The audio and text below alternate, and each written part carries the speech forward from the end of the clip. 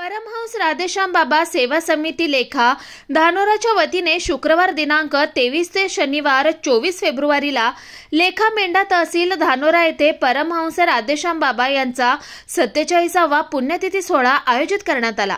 या पुण्यतिथी सोहळ्यासाठी हजारो भाविक भक्तगण उपस्थित झाले होते।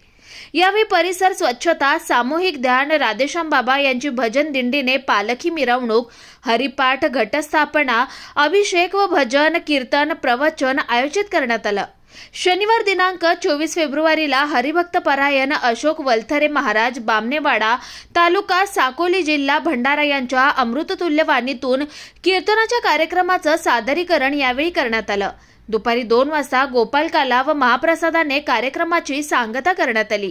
या प्रसंगी परमहंस राधेश्याम बाबा यांच्या पुण्यतिथी सोहळ्यानिमित्त बहुसंख्य अनुयायांचा जनसागर उसळला होता।